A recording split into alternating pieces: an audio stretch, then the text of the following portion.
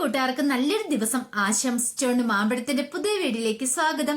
നമുക്ക് നേരെ രേവതിയുടെ സച്ചിയുടെ അടുത്ത ദിവസത്തെ നല്ലൊരു വിശേഷം കണ്ടാലോ. അപ്പൊ ഇന്നലെ ഉച്ചക്കിട്ട വിശേഷത്തിന്റെ ബാക്കി കേട്ടോ ഇന്ന് ഞാൻ പറയാൻ പോകുന്നത്. എല്ലാ ദിവസവും ഉച്ചയ്ക്ക് ഞാൻ ഇനി വരുന്ന ദിവസങ്ങളിലെ വിശേഷം ചാനലിനകത്ത് അപ്ലോഡ് ചെയ്യുന്നുണ്ട് കേട്ടോ.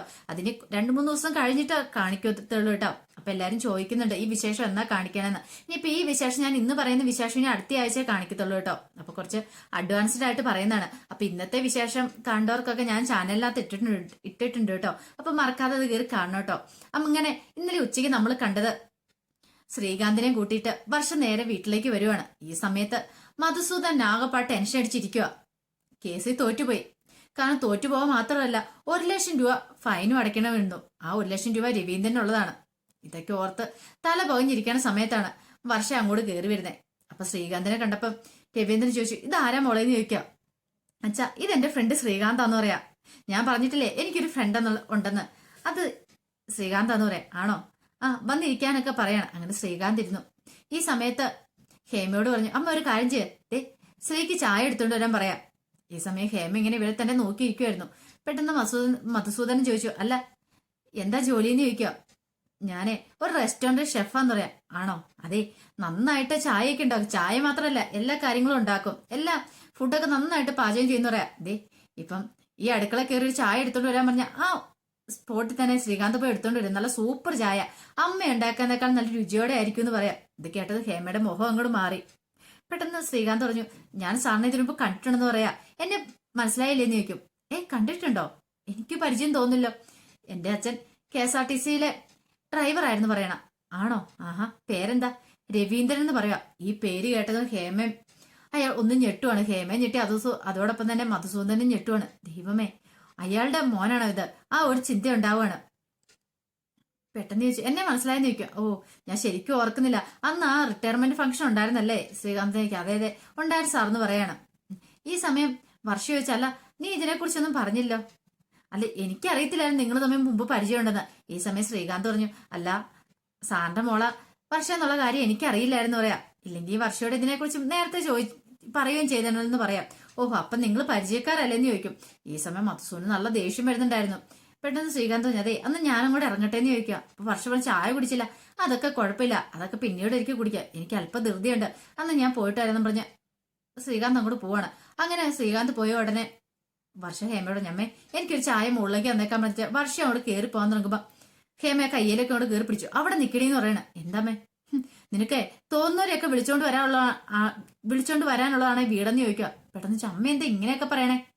അതെ, ഈ വീടിന് അതിൻ്റെതായ ഒരു അന്തസ്സുണ്ട്. പറഞ്ഞു കേട്ടല്ലോ, അവൾ ഓരോരുത്തരെയൊക്കെ വിളിച്ചു കയറ്റിക്കൊണ്ട് വന്നിരിക്കുന്നു. നാണമുണ്ടോ നിനക്കെന്ന് ചോദിക്കുക. അമ്മേ, ഞാൻ എന്തിനാ നാണിക്കുന്നേ? എന്റെ ഫ്രണ്ടിനെ കൂട്ടിക്കൊണ്ട് വന്നിട്ടുണ്ടെങ്കിൽ ഞാൻ നാണിക്കണ എന്തിനാ? അതെ, എനിക്ക് ഇഷ്ടമില്ല അവനോട് സംസാരിക്കാനെന്ന് പറയാ. ഓഹോ, അമ്മയ്ക്ക് സംസാരിക്കാൻ താല്പര്യമില്ലെങ്കിൽ അമ്മ സംസാരിക്കണ്ട, ഞാൻ സംസാരിച്ചോളാം എന്ന് പറഞ്ഞത് അമ്മയ്ക്ക് ഇഷ്ടമില്ലാത്ത ആൾക്കാരോടൊക്കെ ഞാൻ മിണ്ടലെന്ന് പറയാനായിട്ട് അമ്മയ്ക്ക് എന്നെ അവകാശം ഇരിക്കണമെന്ന് ചോദിക്കുക. അങ്ങനെ വർഷം ഉടക്കുണ്ടാക്കുക. ഈ സമയത്ത് മധുസൂദനം പതുക്കെ മോളുടെ കയ്യിലേക്ക് പിടിച്ചിട്ട്, ബാ മോളെ ഞാൻ പറയാന്ന് പറഞ്ഞ അങ്ങോട്ട് കൂട്ടിക്കൊണ്ട് പോകണം. എന്താച്ചാ? അത് മോളെ ഒരു കാര്യമുണ്ടെന്ന് പറയണേ. എന്ത് കാര്യം? ഇപ്പൊ വന്നില്ലേ ഈ ശ്രീകാന്ത്? ഈ ശ്രീകാന്തിന്റെ അച്ഛൻ രവീന്ദ്രനുമായിട്ട് എനിക്ക് ചില പ്രശ്നങ്ങളൊക്കെ ഉണ്ടെന്ന് പറയും. എന്ത് പ്രശ്നം? അല്ല പിന്നെ അദ്ദേഹത്തിന്റെ പെൻഷനുമായിട്ട് ബന്ധപ്പെട്ട പ്രശ്നങ്ങളാ. ഇതിന്റെ പേരില് കുറച്ച് പ്രശ്നങ്ങളൊക്കെ ഉണ്ടായി. ഇന്ന് തന്നെയാണെങ്കിലും അയാൾ കൊടുത്ത പരാതിമേല് ഞാൻ 1 ലക്ഷം രൂപ ഫൈൻ അടയ്ക്കേണ്ടി വന്നു കോടതിയിൽ. അതിനു വേണ്ടി അച്ഛാ? അല്ല, പെൻഷൻ തുക തടഞ്ഞു വെച്ചെന്നും പറഞ്ഞോണ്ട്. അല്ല, അച്ഛൻ എന്തിനാ അങ്ങനത്തെ പരിപാടിയൊക്കെ ചെയ്തേ? അച്ഛൻ എന്തിനാ ആ തുക തടഞ്ഞു വെച്ചെന്ന് ചോദിക്കുക. ഇതിനൊരു ഉത്തരവില്ലായിരുന്നു. പെട്ടെന്ന് പറഞ്ഞു, അതെ എന്ത് തന്നെയാണല്ലോ എനിക്ക് കുഴപ്പമില്ല.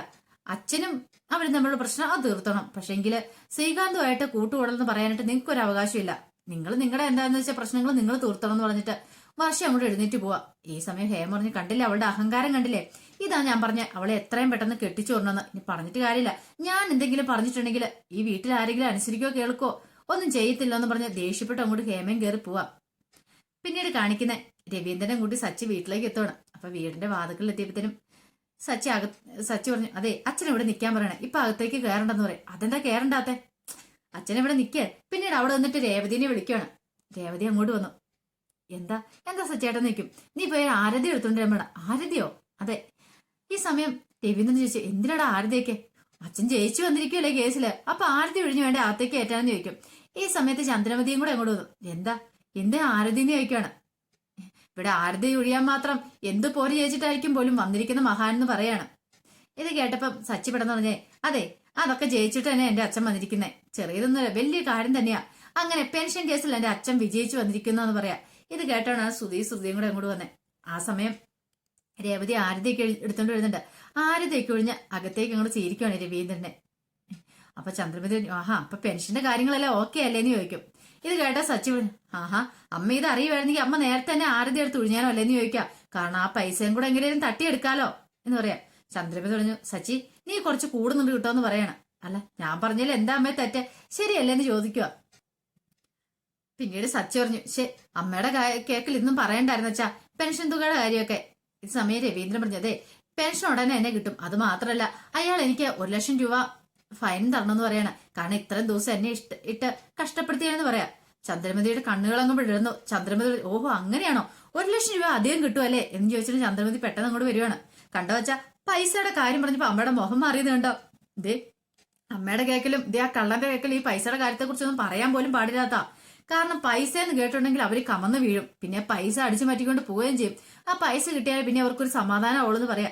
ഈ സമയം ചന്ദ്രമതി, സച്ചി നീ ഒന്നും മിണ്ടായിരിക്കുന്നുണ്ടോന്ന് ചോദിക്കാം. ഞാനൊന്നും പറയുന്നില്ലേന്ന് പറയാണ്. പിന്നീട് ചന്ദ്രമതി എല്ലാം എന്റെ മരുമോളുടെ ഗുണം കൊണ്ടാന്ന് പറയണ, അവളുടെ ഐശ്വര്യം കൊണ്ടാ ഇപ്പൊ ഈ കാര്യങ്ങളൊക്കെ എത്രയും പെട്ടെന്ന് നടന്നേന്ന് പറയാം. ഈ സമയം രവീന്ദ്രൻ ചോദിച്ചാൽ, അതെന്താ ഞാൻ അങ്ങനെ പറഞ്ഞേ? അല്ല എന്റെ സുതിമോൾ ഈ വീട്ടിലേക്ക് വന്നതിന് ശേഷമാണല്ലോ ഇപ്പൊ ഇത്ര നാളും മുടങ്ങിക്കിടന്ന നിങ്ങളുടെ പെൻഷന്റെ കാര്യത്തിൽ ഒരു തീരുമാനമായത്. അതാ പറഞ്ഞേ ഈ വീട്ടിലേക്ക് കയറി വന്ന് മഹാലക്ഷ്മി അവളെന്നുള്ള കാര്യം. ഇത് കേട്ട ശ്രുതിയുടെ മുഖം നല്ല പുഞ്ചിരി കൊണ്ട് അങ്ങോട്ട് വിടുന്നു. പക്ഷെ രേവതിക്ക് വല്ലാത്ത സങ്കടമായിപ്പോയി. രവീന്ദ്രനും സച്ചിയൊക്കെ എന്തോ പോലെ ഇരിക്കുകയാണ്, കാരണം രേവതിയുടെ മുന്നിൽ വെച്ചാണ് ശ്രുതിയെ നിങ്ങൾ പുകഴ്ത്തുന്നത്. ഞാൻ പറഞ്ഞേ വല്ല തെറ്റുണ്ടോന്ന് ചോദിക്കും. രവീന്ദ്രൻ പറഞ്ഞു, അതെ നീ അങ്ങനെയൊന്നും പറയേണ്ട കാര്യമില്ല എന്ന് പറയണ. സച്ചി പറഞ്ഞു, അത് പിന്നെ അങ്ങനെയല്ലേ അമ്മ പറയത്തുള്ളൂ, പറഞ്ഞിട്ട് വലിയ കാര്യമൊന്നുമില്ല. ഇത് കേട്ട് കഴിഞ്ഞപ്പം ചന്ദ്രമതി ചോദിച്ചു, അല്ല ഞാൻ പറഞ്ഞാൽ എന്താണ് തെറ്റിരിക്കുന്നത്? ഒരു തെറ്റുമില്ല, കാരണം കള്ളന്റെ ഭാര്യയല്ലേന്ന് ചോദിക്കാം. അല്ല രേവതിനെ എന്തിനാ കുറ്റപ്പെടുത്തുന്നത്? നിങ്ങൾ ഒരു മരുമകളെ മാത്രം പുകഴ്ത്തി പറഞ്ഞിട്ട് കാര്യമില്ല എന്ന് പറയും. രേവതിനെയോ അവൾ ഇങ്ങോട്ട് കയറി വന്നതിന് ശേഷം നിനക്ക് നഷ്ടങ്ങളും നാശങ്ങളും അല്ലേ ഉണ്ടായിട്ടുള്ളതാന്ന് ചോദിക്കുക. ഈ സമയം സച്ചി ചോദിച്ചു, അമ്മ ഇത് എന്ത് വർത്താനാ പറയണേ? ഇവൾ എന്റെ ജീവിതത്തിലേക്ക് വന്നതിന് ശേഷം എന്റെ ജീവിതത്തിൽ എന്ത് നഷ്ടങ്ങൾ ഉണ്ടായെന്നാ പറയണേ? ഒരു നഷ്ടങ്ങളും ഉണ്ടായില്ലേ? നിന്റെ കാറ് പോയി, അതൊക്കെ ഞാൻ കൂടുതൽ പറയേണ്ട കാര്യമുണ്ടോ? നിനക്ക് എത്ര ലക്ഷം രൂപയുടെ നഷ്ടം വന്നടാന്ന് ചോദിക്കുക. ഈ സമയം സച്ചി പറഞ്ഞു, അതെ അത് ഞാൻ അങ്ങോട്ട് സഹിച്ചു എന്നും പറഞ്ഞുകൊണ്ട് അച്ഛൻ എപ്പോ ഒരു നല്ല കാലം വന്നെന്നും പറഞ്ഞുകൊണ്ട് അതിപ്പോ ശ്രുതിയുടെ അല്ലെങ്കിൽ ശ്രുതി വന്നതിന് ശേഷം ഒന്ന് പറയാനായിട്ട് അമ്മയ്ക്ക് പറയാൻ പറ്റുമോന്ന് ചോദിക്കുക. അച്ഛന് കേസ് ജയിച്ചിട്ടുണ്ടെങ്കിൽ അത് അച്ഛന്റെ ഭാഗത്ത് ന്യായം ഉള്ളതുകൊണ്ടാ, അല്ലാതെ വേറെ ആരുടെയും ഗുണഗണങ്ങൾ കൊണ്ടല്ലാന്ന് പറയാം. ഇത് കേട്ട ശ്രുതിക്ക് അത്ര വലിയ ഇഷ്ടപ്പെട്ടൊന്നുമില്ല. ശ്രുതി ദേഷ്യപ്പെട്ട് ഇങ്ങനെ സച്ചിനെ നോക്കുവാണ്. പിന്നീട് രവീന്ദ്രൻ, അതെ ഞാനൊരു കാര്യം ചെയ്യാം, നിന്റെ അച്ഛമ്മേനെ ഒന്ന് വിളിക്കട്ടെ, അച്ഛമ്മേനെ വിളിച്ചൊന്ന് സംസാരിക്കട്ടെ എന്ന് പറയാ, ഈ വിവരങ്ങളൊക്കെ ഒന്ന് പറയണ്ടേന്ന് ചോദിക്കാം. സച്ചി പറഞ്ഞ് പെട്ടെന്ന് വിളിക്കുക. അച്ഛമ്മയ്ക്ക് ഭയങ്കര സന്തോഷമാവും പെൻഷൻ തുകയുടെ കാര്യങ്ങളൊക്കെ ശരിയായെന്ന് അറിഞ്ഞിട്ടുണ്ടെങ്കിൽ. പിന്നീട് കലാവതി മുത്തശ്ശിനെ വിളിക്കുകയാണ്. അപ്പൊ മുത്തശ്ശി ചോദിച്ചു, എന്താണ് വിശേഷം, എന്തൊക്കെയാണെന്ന് ചോദിക്കുകയാണ്. രവീന്ദ്രൻ, അതെ പെൻഷന്റെ കാര്യമൊക്കെ ശരിയായ അമ്മയെന്ന് പറയാണ്. ഈ സമയം കലാവതി പറഞ്ഞു, അതല്ലേലും ശരിയാവുമെന്ന് എനിക്ക് അറിയായിരുന്നില്ല മോനെ, കാരണം നിന്റെ പക്ഷത്ത് ന്യായമുണ്ട്, അതുകൊണ്ട് അത് എത്ര വൈകിട്ടാണെങ്കിലും നിനക്ക് കിട്ടുമെന്ന് എനിക്ക് അറിയാമെന്ന് പറയാം.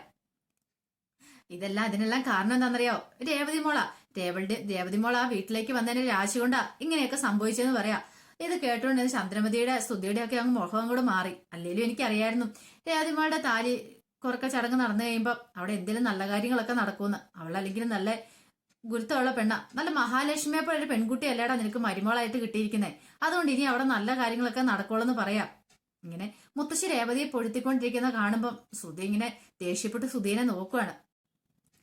ഈ സമയം രവീന്ദ്രന്റെ കയ്യിൽ നിന്ന് സച്ചി ആ ഫോണും കൂടെ വാങ്ങുക. എനിക്ക് അച്ഛമ്മയോട് കുറച്ച് കാര്യങ്ങളൊക്കെ പറയാനെന്ന് പറയും. പിന്നീട് സച്ചി ചോദിച്ചു, എങ്ങനെയുണ്ട് അച്ഛമ്മേ, സുഖമാണെന്ന് ചോദിക്കും. എനിക്ക് സുഖമാന്ന് പറയണ. അത് പിന്നെ സച്ചി വീട്ടിൽ നല്ല നല്ല കാര്യങ്ങളൊക്കെ നടന്നു കഴിയുമ്പോഴേ ഐശ്വര്യങ്ങളൊക്കെ താനെ വന്നു ചേരുമെന്ന് പറയാ. ഞാൻ പറഞ്ഞ എന്താന്ന് നിനക്ക് മനസ്സിലായെന്ന് ചോദിക്കും. അപ്പൊ സച്ചി ഒന്നും മിണ്ടിയില്ല. ഈ സമയം കലാവതി മുത്തശ്ശി പറഞ്ഞു, അധികം വൈകാതെ തന്നെ നിനക്കും രേവതിക്കൂടെ ഒരു കുഞ്ഞു പിറക്കണമെന്ന് പറയാം. ഇത് കേട്ടോ സച്ചി പറഞ്ഞു, ഇതെന്താ അച്ഛമ്മേ പറയണേ? എന്താടാ ഞാൻ പറഞ്ഞ വല്ല തെറ്റുണ്ടോന്ന് ചോദിക്കും. അല്ല പിന്നെ അച്ഛമ്മേ നീ കൂടുതലൊന്നും പറയണ്ട. അതെ എനിക്ക് പറഞ്ഞ നിന്റെ അച്ഛനാ ഒരാൺകുട്ടി, അതുപോലെ തന്നെയല്ല അവിടെയാണെങ്കിലും 3 ആൺപിള്ളേരാ. ഇനി വരേണ്ടത് നല്ലൊരു പെൺകുട്ടിയാ, നല്ല മഹാലക്ഷ്മിയെ പോലെ ഒരു നല്ല പെൺകുട്ടി, അത് രേവതിയെ പോലെ തന്നെ ഇരിക്കണമെന്ന് പറയാം. ഇത് കേട്ട സച്ചി പറഞ്ഞു, പെൺകുട്ടിയാ എന്താടാ കുഴപ്പം? എന്റെ അച്ഛമ്മേ പെൺകുട്ടിയാണ് ഭയങ്കര ബാധ്യതാന്ന് പറയണ. ബാധ്യത എന്ത് ബാധ്യത? അത് കൊള്ളാലോ, അത് പുതിയ അറിവാണല്ലോ എന്ന് പറയും. അതല്ല അച്ഛമ്മേ, പെൺകുട്ടിയാണ് പിന്നെ കുറച്ചാൾ കഴിയുമ്പോൾ കല്യാണം കഴിപ്പിച്ചു വിടണം, പിന്നെ അത് വേറെ വീട്ടിലാ. പക്ഷെ ആൺപിള്ളേരാണ് പിന്നെ കുഴപ്പമൊന്നുമില്ലോ. അതെന്താടാ കുഴപ്പമില്ലാത്തെ? അല്ല, ആൺപിള്ളേരാണ് പിന്നെ വീട്ടിൽ നിന്നോളൂല്ലോ, അവർക്ക് വേറെ വീടൊന്നും വേണ്ട. പക്ഷെ പെൺകുട്ടികൾക്കാണെങ്കിൽ 2 വീടൊക്കെ അല്ലേ എന്ന് ചോദിക്കും. അത് നോക്കിയിട്ട് കാര്യമുണ്ടോ സച്ചി എന്ന് പറയണം. പെണ്ണായി പറഞ്ഞിട്ടുണ്ടെങ്കിൽ അങ്ങനെയൊക്കെയാന്ന് പറയാം. പിന്നീട് ഞാൻ പറഞ്ഞ കാര്യങ്ങളൊന്നും മറക്കരുതെന്ന് പറയാം. ദേ അച്ഛമ്മേ, പിന്നെ ഒരു കാര്യമുണ്ട്, ഇപ്പൊ കുട്ടികളൊന്നും വേണ്ടാന്ന് പറയാം. അതെന്താടാ പറഞ്ഞേ? എന്റെ അച്ഛമ്മേ, ഒരു കാര്യം പറയാം. ഇഷ്ടംപോലെ പൈസ കടവുണ്ട്, പലിശ കൊടുക്കണം, കാറിന്റെ കേസില്. ഇതെല്ലാം കൂടി ഞാൻ എങ്ങനെ മാനേജ് ചെയ്തോണ്ട് പോകുന്ന അറിയത്തില്ല. നിൽക്കുന്ന സമയത്താ അച്ഛമ്മയുടെ ഒരു വർത്താനം എന്ന് പറയാം. ഇത് കേട്ടോണ്ട് രേവതിക്ക് വല്ലാത്ത സങ്കടമായിപ്പോയി. രേവതി ദേഷ്യപ്പെട്ട് അങ്ങോട്ട് അകത്തേക്ക് കയറി പോവാം. ഈ സമയം രവീന്ദ്രൻ പറഞ്ഞു, നീ നിർത്തിക്കേ, മതി മതി, ഇനി നീ അധികം സംസാരിച്ച് ശരിയാകത്തില്ല. ആ ഫോൺ ഇങ്ങോട്ട് തരാൻ പറഞ്ഞ് പിടിച്ചു വാങ്ങിക്കുകയാണ്. പിന്നീട് കലാവതി മുത്തശ്ശി പറഞ്ഞു, അതെ ഇവൻ അങ്ങനെയൊക്കെ പറയും അമ്മേ, അമ്മ അത് കാര്യാക്കണ്ടെന്ന് പറഞ്ഞിട്ട് ഫോൺ വെക്കുവാണ്. ഈ സമയം സച്ചു പറഞ്ഞു, അല്ല ഞാൻ പറഞ്ഞാൽ എന്താ തെറ്റിരിക്കുന്നേ? കാരണേ പെൺകുട്ടി പറഞ്ഞിട്ടുണ്ടെങ്കിൽ അറിയാലോ, പക്ഷെ ആൺകുട്ടിയാണെങ്കിൽ കുഴപ്പമില്ല. അല്ലെങ്കിൽ പിന്നെ ഇന്നത്തെ കാലത്ത് ആണും പെണ്ണും എല്ലാം കണക്കാ. കാരണം ആൺകുട്ടിയെ പറഞ്ഞു വെച്ച് തെങ്ങ് നോക്കിയാൽ ഈ നിൽക്കുന്ന കള്ളനെ പോലെ ഒരുത്തൻ ജനിക്കുന്നെങ്കിൽ എല്ലാം അടിച്ചു മാറ്റിക്കൊണ്ട് വീട്ടിൽ നിന്ന് പോവല്ലെന്ന് ചോദിക്കുക. ഇത് കേട്ട ശ്രുതിക്ക് വല്ലാത്ത വിഷമമായി. ശ്രുതി പറഞ്ഞു, സച്ചി നീ കുറെ സമയേ ശ്രുതിനെ ഇങ്ങനെ കുറ്റപ്പെടുത്തുന്നു പറയാം. ഇത് കേട്ടതും പറഞ്ഞു, ഞാനെന്ത് തെറ്റാ പറഞ്ഞേ? ഞാൻ തെറ്റായിട്ട് എന്തായാലും പറഞ്ഞോ? ഉള്ള കാര്യമല്ലേ പറഞ്ഞേ? അച്ഛന്റെ 50 ലക്ഷം കൊണ്ട് മുങ്ങിയിട്ട് യാതൊരു ഉളുപ്പില്ലാതെ അവൻ നിൽക്കുന്ന കണ്ടില്ലേന്ന് ചോദിക്കുക. പെട്ടെന്ന് ചന്ദ്രമതി പറഞ്ഞു, സച്ചി വേണ്ടാത്ത കാര്യം നീ പറയാൻ പോണ്ട, എപ്പോ നോക്കിയാലും നിനക്ക് ഇത് മാത്രമേ പറയാനുള്ളൂ എന്ന് പറയാം. അതിനെന്താ കുഴപ്പമിരിക്കണേ? ഞാൻ പറഞ്ഞാൽ എന്തും തെറ്റുണ്ടോ? ഒരു കാര്യം ചെയ്യേ, അമ്മയ്ക്ക് അത്ര ഇതാണെങ്കിൽ അമ്മയെ പൈസ ഇങ്ങോട്ട് താട്ടെ, 6 മാസത്തിനുള്ളില് ആ പൈസ വാങ്ങി തരാന്ന് പറഞ്ഞിട്ടോ. അവൻ എന്റെ ഇടയ്ക്ക് പോയി കല്യാണം കൂടെ കഴിച്ചു, അതുകൊണ്ടാ ഞാൻ പറഞ്ഞെന്ന് പറയാം. പെട്ടെന്ന് ശ്രുതി പറഞ്ഞു, ദേ സച്ചി ഇനി അതിനെക്കുറിച്ച് നീ പറയേണ്ട ആവശ്യമില്ല, എപ്പോഴും ഇത് തന്നെ പറഞ്ഞുകൊണ്ടിരിക്കേണ്ട ആവശ്യമില്ല. സച്ചി പെട്ടെന്ന് പറഞ്ഞു, അതെ ഞാൻ പറയും, ഞാൻ ഇടയ്ക്കിടയ്ക്ക് ഇങ്ങനെ ഓർമ്മ വരുമ്പോഴെല്ലാം ഞാൻ പറഞ്ഞുകൊണ്ടിരിക്കും. അങ്ങനെയുണ്ടെങ്കിൽ ഭർത്താവിനോട് ആ പൈസ ഇങ്ങോട്ട് തരാൻ പറ എന്ന് പറയാം. ശ്രുതി ഈ സമയം ശ്രുതിനെ രൂക്ഷമായിട്ട് നോക്കുകയാണ്. ശ്രുതി പറഞ്ഞു, എടാ തരൂന്ന് പറഞ്ഞാൽ ഞാൻ തരൂന്ന് പറയാം, നീ എവിടെ നിന്ന് എടുത്തിട്ട് തരും? ചന്ദ്രമതി പറഞ്ഞു, അവൻ ജോലി ചെയ്ത് ഉണ്ടാക്കുമെന്ന് പറയണം. ജോലി ചെയ്യും പോലും ഇന്ന് വരെ അവൻ 5 രൂപയെങ്കിലും ഈ വീട്ടിലേക്ക് തന്നിട്ടുണ്ടോ? കുടുംബത്തിലെ ചെലവ് നോക്കാനെങ്കിലും. എന്നിട്ടാ പോലും അവൻ അങ്ങ് തരൂന്ന് പറയുന്നേലും എന്തിനൊരു മാന്യതയൊക്കെ വേണ്ട അമ്മേന്ന് ചോദിക്കുകയാണ്. സ്തുതിക്ക് നിയന്ത്രണം വിട്ടു. ശ്രുതി പറഞ്ഞ, സച്ചി ഇനി ഒരു അക്ഷരം ശ്രുതിയെ കുറിച്ച് പറഞ്ഞാണ്ടല്ലോ എനിക്ക് നല്ല ദേഷ്യം വരുന്നുണ്ടെന്ന് പറയണേ. ഈ സമയം രേവതി അങ്ങോട്ട് വന്നു. രേവതിക്കാണ് എന്ത് ചെയ്യണം നടത്തില്ല. കാരണം ശ്രുതിയും സച്ചിയും കൂടെ അവിടെ കിടന്ന് വഴക്കുണ്ടായിക്കൊണ്ടിരിക്കുകയാണ്. സച്ചി ചോദിച്ചു, ഞാൻ പറഞ്ഞ നീ എന്ത് ചെയ്യും? ഈ സമയം ശ്രുതി എന്ത് ചെയ്യുവാണ്, അങ്ങോട്ട് നിന്നിട്ട്, നീ കൂടുതലൊന്നും പറയണ്ട, എന്റെ ഭാര്യയോട് പറയാൻ നിനക്കുള്ള യോഗ്യത എന്താന്ന് ചോദിക്കും. സച്ചി പറഞ്ഞു, ആഹാ നിനക്ക് അത്രയും അഹങ്കാരമാ, നീ പറയടാ, ഒന്നുകൂടെ പറഞ്ഞിട്ടുവാ, നിന്റെ അടുത്ത കൈ കൂടെ എന്നെ ഒടിച്ചു വിടുന്ന് പറയണ. ഇത് കേട്ട ശ്രുതി പതുക്കെ ശ്രുതിയുടെ മറവിലേക്ക് അങ്ങോട്ട് മാറി നിൽക്കുകയാണ്. സച്ചി, എന്താണ് നീ മറിഞ്ഞിരിക്കുന്നത്? ഭാര്യയുടെ പുറകെ പോയി ഒളിച്ചു നിൽക്കുന്നോ? ഇത്രയും നാളെ നീ അമ്മയുടെ പുറയിലായിരുന്നു ഒളിച്ചിരുന്നത്, ഇപ്പൊ നീ ഭാര്യയുടെ പുറകെ പോയി ഒളിച്ചു നിൽക്കുകയല്ലേന്ന് ചോദിക്കും. ഈ സമയം രവീന്ദ്രൻ, എന്റെ സച്ചി നീ ഒന്ന് വിട്, ആ പ്രശ്നം ഒന്ന് വിടാൻ പറയാണ്. എന്താ എപ്പോ നോക്കിയാലും ഇങ്ങനെ കീരിയും പാമ്പിനെ പോലെ ഇങ്ങനെ നിൽക്കുന്നേ? മോളെ രേവതി, ഇവനെ വിളിച്ചോണ്ട് പോയി വല്ല ആഹാരം കൊടുക്കാൻ നോക്കാൻ പറയാം. അങ്ങനെ സച്ചിനെ രേവതി വിളിച്ച് അകത്തേക്ക് അങ്ങോട്ട് കയറ്റിക്കൊണ്ട് പോവാണ്. ഈ സമയം ശ്രുതിക്കാണ് വല്ലാത്ത ദേഷ്യ സങ്കടമൊക്കെ വന്നു. ചന്ദ്രമതി ശ്രുതിയുടെ എന്നിട്ട് പറഞ്ഞു, അതെ മോൾ അവൻ പറഞ്ഞ കാര്യങ്ങളൊന്നും കാര്യാക്കണ്ട കേട്ടോ, അവൻ എപ്പോഴും കുടിച്ച് ലക്കില്ലാതെ കിടക്കുന്നതാന്നേ. പറഞ്ഞിട്ട് കാര്യമില്ല, വിവരം ബോധം എന്ന് പറയുന്ന സാധനമില്ല, ആരോട് എപ്പോഴെങ്ങനെ പെരുമാറണമെന്ന് പോലും അറിയത്തില്ല. ഈ സമയം ശ്രുതി പറഞ്ഞു, അല്ല ഇതിനു മുമ്പ് പലവട്ടം ഇൻസൾട്ട് ചെയ്തിട്ടുണ്ട് ശ്രുതിനെ. കാരണം അന്ന് ഇവിടെ ഞാൻ ആ താലി ഓർക്കൽ ചടങ്ങിന് വന്ന സമയത്ത് അന്ന് എന്നെ ഇൻസൾട്ട് ചെയ്തു ശ്രുതി. അത് മാത്രമല്ല ആ റെസ്റ്റോറന്റ് വെച്ചിട്ട് ശ്രുതിയുടെ കൈവിരലൊക്കെ പിടിച്ചോടിച്ചത്. അതൊക്കെ വെച്ച് നോക്കുമ്പോ എന്റെ ശ്രുതിയാണ് എന്ത് പാവാ. ശ്രുതി ഒരു വഴക്കിനും ഒന്നിനും പോകുന്നില്ല. ശ്രുതി എപ്പോഴും നല്ല ഡീസന്റ് ആയിട്ടാ പെരുമാറുന്നത്. പക്ഷെ സച്ചി കണ്ടില്ലേ, സച്ചിയുടെ സ്വഭാവം എന്ത് വൃത്തിയായിട്ടാ അമ്മേന്ന് ചോദിക്കാം. എന്റെ മോളെ എന്ത് ചെയ്യാനാ, ഇങ്ങനെയൊക്കെ ആയിപ്പോയി, ഇനിയിപ്പോ എന്ത് ചെയ്യാനാ, പറഞ്ഞിട്ടും കാര്യമൊന്നുമില്ല. അവൻ നന്നാവൊന്നും തോന്നില്ല. അവന് കിട്ടിയ ഭാര്യയോ അത് അതിനേക്കാളും ബെറ്റർ ആന്ന് പറയാം. മോള് ഈ ഒരു തവണത്തേക്കൂടെ ക്ഷമിക്കേ, ഇനി ഇങ്ങനെയൊന്നും ഉണ്ടാവാതെ ഞാൻ നോക്കിയാളാന്ന് ചന്ദ്രമതി ശ്രുതിക്ക് ഉറപ്പ് കൊടുക്കുകയാണ്. പിന്നീട് ശ്രുതി അങ്ങോട്ട് അകത്തേക്ക് കയറി പോവാ. പിന്നീട് സച്ചി മുറിയിലേക്ക് കയറി വരുമ്പോഴത്തേൻ രേവതി ഇങ്ങനെ കട്ടിലേ ഇരിപ്പുണ്ടായിരുന്നു. രേവതിയുടെ മുഖം കണ്ടപ്പോ സച്ചിക്ക് തോന്നി എന്തോ ഒരു പന്തികേടുണ്ട്. സച്ചി വന്നിട്ട് ചോദിച്ചു, എന്ത് പറ്റി, നിന്റെ മുഖം എന്താ കടന്നല് കുത്തിയാലും ഇരിക്കണേന്ന് ചോദിക്കാം. ഒന്നുമില്ല, എന്താ കാര്യമായിട്ട് പ്രശ്നമുണ്ടല്ലോ? ഓ ഞാനിനി അച്ചമ്മയോട് പറഞ്ഞ കാര്യങ്ങളൊക്കെ ഓർത്തിട്ടാണോ ഇപ്പൊ കുഞ്ഞുങ്ങള് വേണ്ടാന്ന് അതൊക്കെ ഓർത്തിട്ടാണോ ചോദിക്കും. അല്ലെങ്കിൽ എന്ത് വർത്താനാ പറഞ്ഞെന്ന് ചോദിക്കും. കാരണം എല്ലാവരുടെയും മുന്നിൽ വെച്ചാൽ നാണം കെടുത്തിയില്ലേ? ഞാനെന്താ നിന്നെ നാണം കെടുത്തുന്നത്? ഞാൻ നിന്നെ നാണം കെടുത്തുന്ന വാക്കുകളൊന്നും പറഞ്ഞില്ലോ. പിന്നെ ഇല്ല പോലും. ഓ ഞാൻ പറഞ്ഞ മറ്റൊന്നും കൊണ്ടല്ല, ഇപ്പൊ കുഞ്ഞുങ്ങള് വേണം തീരുമാനിച്ചേ. കടം ഇഷ്ടം പോലെ ഉണ്ട്, പലിശ കൊടുക്കാനുണ്ട്. ഇതിന്റെ ഇടയ്ക്കേക്ക് ഒരു കുഞ്ഞുങ്ങൾ വന്നാൽ അത് ബാധ്യമാണല്ലോ എന്ന് വിചാരിച്ചാൽ ഞാൻ പറഞ്ഞെന്ന് പറയാം. അത് മാത്രമാണോ പറഞ്ഞേ? പിന്നെന്താ? അല്ല പെൺകുട്ടികളെ കുറിച്ച് അങ്ങനെ പറഞ്ഞ എന്താ? പെൺകുട്ടികൾ ഭയങ്കര ബാധ്യതയാണെന്നൊക്കെ. ഓ അതാണോ, അത് നിനക്ക് കൊണ്ടല്ലേ എന്ന് ചോദിക്കാം. ഞാൻ പറഞ്ഞ സത്യമല്ലേ എന്ന് ചോദിക്കും. പിന്നെ ബാധയാണ് പോലും, അങ്ങനൊന്നും ഇല്ലാന്ന് പറയാം. അതൊക്കെ നിങ്ങളുടെ വെറും തോന്നല് മാത്രമെന്ന് പറയാം. അതെ രേവതി, ഞാൻ മറ്റൊന്നും ഉദ്ദേശിച്ച് പറഞ്ഞുതരാം. പെൺകുട്ടികളാകുമ്പം കല്യാണം കഴിഞ്ഞപ്പോ അവര് വേറെ വീട്ടിലേക്ക് വരണം. പക്ഷെ ആമ്പിള്ളേരാകുമ്പോ വീട്ടിൽ നിൽക്കുമല്ലോ, അത് ഉദ്ദേശിച്ച് ഞാൻ പറഞ്ഞോളെന്ന് പറയണം. സച്ചി അവിടെ കിടന്ന് ഉരുണ്ട് കളിക്കുക. പിന്നീട് രേവതിയോട് പറഞ്ഞു, ആ വിഷയം വിടും, നമുക്ക് കിടക്കാന്ന് പറയണം. ഈ സമയം രേവതി വെച്ച് കിടക്കാനോ, അതെ നമുക്ക് രണ്ടൊക്കെ ഇവിടെ കിടക്കാന്ന് പറയാം. പെട്ടെന്ന് രേവതി ഇല്ല, ഞാൻ കിടക്കുന്നില്ല എന്ന് പറയും. അതെന്താ, നിങ്ങളല്ലേ പറഞ്ഞേ പെമ്പിള്ളേര് വലിയ ബാധ്യതയാണ് അങ്ങനെ എങ്ങനെയാന്നൊക്കെ, പിന്നെ എന്തിനാ എന്നെ ഇപ്പൊ കിടക്കാൻ വിളിക്കണമെന്ന് ചോദിക്കുക. സച്ചി ആകെപ്പാടെ പെട്ടു. അറിയാതെ നാവിൽ നിന്നും വീണും പോയി. ഇനി ഇവിടെ ഇതിനെ ഇത്തെ പിടിച്ച് കയറുകയുള്ളൂ എന്റെ ഭഗവാനെ. ഇനി ഇവിടെ എങ്ങനെയൊന്ന് പറഞ്ഞ് മനസ്സിലാക്കുന്നറിയാതെ സച്ചി ഇങ്ങനെ നിൽക്കുക. അപ്പൊ അതിന്റെ വിശേഷങ്ങളൊക്കെയാണ് നമ്മൾ കാണാൻ പോകുന്നത്. ഇതിന്റെ ബാക്കി വിശേഷങ്ങളുമായിട്ട് നാളെ ഉച്ചയ്ക്ക് വരാം കേട്ടോ. ഇനി വരാൻ പോകുന്നല്ല അടിപൊളി വിശേഷങ്ങളാ. രേവതിയുടെ സച്ചിയുടെ പ്രണയം കണ്ടിട്ട് കിളി പോയി ചന്ദ്രമതി ഇരിക്കുന്നൊക്കെ ഉണ്ട്. അതിന്റെ വിശേഷങ്ങളാ വരും ദിവസങ്ങളും നമ്മൾ കാണാൻ പോകുന്നത്. ആ വിശേഷങ്ങൾക്കായി നമുക്ക് എല്ലാവർക്കും കാത്തിരിക്കാം കേട്ടോ. ആദ്യമായി കാണുന്നവരാണെങ്കിൽ ചാനൽ ഇഷ്ടപ്പെട്ടൊന്ന് സബ്സ്ക്രൈബ് ചെയ്യാൻ മറക്കരുതേ. അതോടൊപ്പം തന്നെ മറ്റേ കാര്യം, ഇന്ന് മുതൽ ഞാൻ പല്ലവിയുടെ സേതുവിന്റെ വിശേഷമൊക്കെ ചാനലിനകത്ത് അപ്ലോഡ് ചെയ്യാൻ തുടങ്ങിയിട്ടുണ്ട് കേട്ടോ. അപ്പൊ ഇന്ന് മുതൽ ഇനി മറക്കാതെ എല്ലാ ദിവസവും അതുണ്ടാവും കേട്ടോ. അപ്പൊ എല്ലാവരും കയറി കാണുക, പിന്നെ സപ്പോർട്ട് ചെയ്യുകയും കൂടെ ചെയ്യണം കേട്ടോ. ഒരിക്കൽ കൂടി എല്ലാവർക്കും നല്ലൊരു ദിവസം ആശംസിച്ചു നിർത്തുന്നു. നന്ദി.